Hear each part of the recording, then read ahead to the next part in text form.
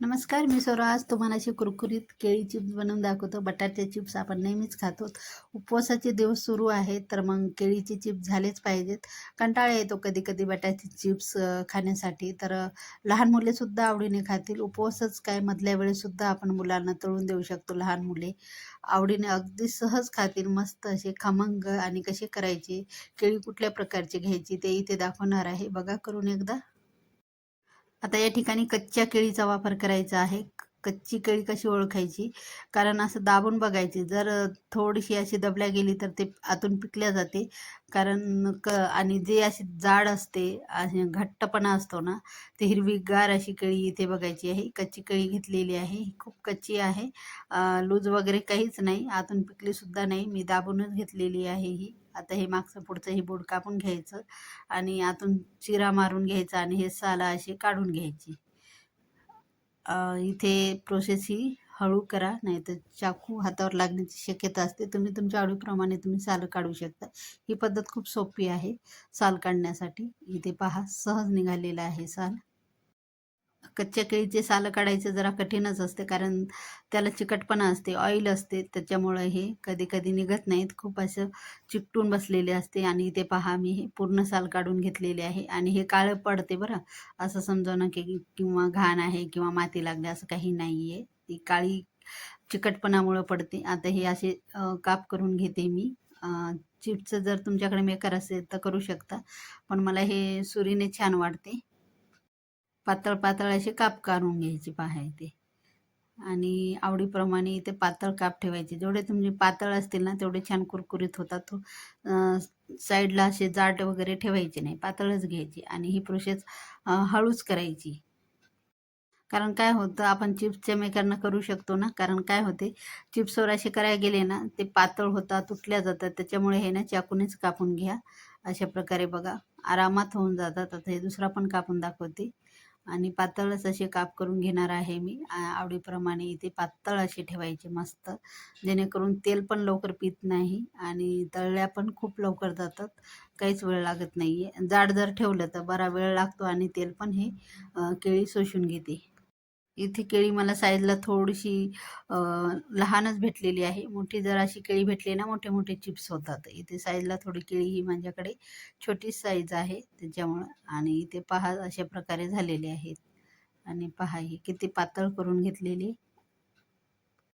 आणि ही केळी ना लगेच अशी काळी वगैरे पडतं, कारण केळीला चिकटपणा असते, खूप चिकट असते.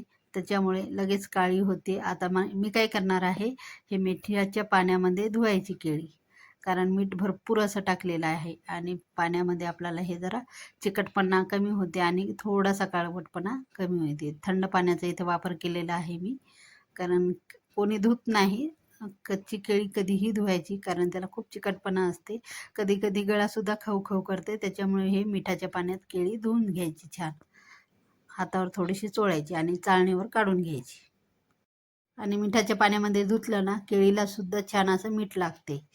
गरज नाही म्हणजे तेवढं असं वरून वगैरे टाकायची. तर अशा प्रकारे चाळणीवर काढून घेतली आहे. पाणी पूर्ण काढून घ्यायचं आणि फॅनखाली थोडंसं ठेवून घ्यायचं, जेणेकरून थोडंसं पाणी याचं आटून गेलं पाहिजे.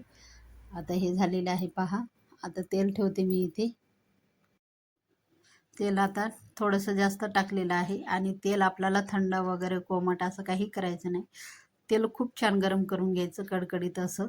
आणि हे झालेलं आहे तेल गरम. आता हे टाकून घ्यायची चिप्स, मस्त तळायला घ्यायची आहेत. टाकताना थोडीशी काळजी घ्यायची, कारण आपण चिप्स धुवून घेतले, त्याचं थोडंफार तर पाणी असतेच, अंगावर उडण्याची शक्यता असते. इथे काळजी घ्या. जेवढं तुम्ही तेल छान गरम ठेवाल ना, तेवढं म्हणजे कुरकुरीत आणि तळल्या जातात हे चिप्स. तेलसुद्धा पिऊन घेत नाहीत केळी. कधी-कधी काय होतं, कोमट वगैरे तेल ठेवलं आणि गॅस कमीला ठेवला तर पूर्ण असं लूज पडून जातात. त्याच्यामुळे इथे गॅससुद्धा आपल्याला मीडियमला ठेवायचं आणि तेल छान गरम करून घ्यायचं आहे. लगेच टर्न वगैरे करायचं नाही. आणि हे आतून असे चिटकले वगैरे असतात, ते झाऱ्याने असे मोकळे करून घ्यायचे. आणि इथे पहा, आपोआपच ते मोकळे पण होतात तेलामध्ये, तेल छान गरम असलं म्हणजे. आणि इथे पहा, अशा प्रकारे अशी तळून घ्यायची सोनेरी कलर येईपर्यंत. हे झालेले आहेत, काढून घेते मी. तेल पूर्ण असं झारून घ्यायचं, कारण मी उपवासासाठी बनवते. कोणी काय करतं, तेलामध्येच हळद आणि पाणी असं पाण्यामध्ये मिसळून चमच्याने टाकतात, पण इथे काही करणार नाही. उपवासाला हळद चालत नाही, त्याच्यामुळे इथे टाकू नका. जर तुम्हाला उपवास नसेल तर मग तुम्ही तसं करू शकता. 1 चमचा हळद आणि मीठ पाण्यामध्ये मिसळून हे तेलामध्ये टाकायचं. पण ही प्रोसेस इथे दाखवत नाही मी, तुम्हाला माहिती नसेल तर. मी इथे सांगत पण नाही, जाऊ द्या. आणि इथे आता हे तळून घेते मी छान. आणि ते थोडंसं येलो कलर येण्यासाठी काहीच गरज नाही. जरासे तळून घेतले ना खूप छान दिसतात सोनेरी कलर येईपर्यंत. त्या हळदीची गरज पण नाही.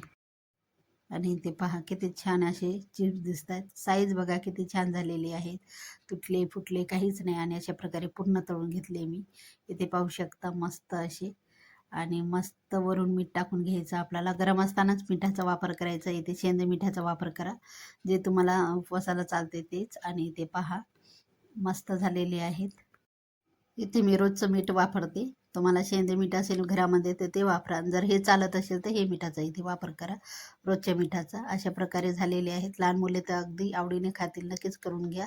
थोडंसं मीठ कमी वाटलं म्हणून परत टाकते. अशा प्रकारे हे चिप्स झालेले आहेत. नक्कीच आवडले असतील. आणि गरमागरम चहासोबत खायला घ्या चिप्स. नक्कीच उपवासामध्ये ही रेसिपी नक्कीच करून बघा.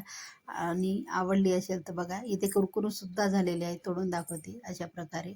आणि करा एकदा आणि खायला घ्या. नक्कीच ही रेसिपी आवडली असेल तर लाईक करा, शेअर करा, कमेंट करा, सबस्क्राईब करायला विसरू नका. चॅनलला नवीन असाल तर. भेटूया एका नवीन व्हिडिओमध्ये. तोपर्यंत धन्यवाद.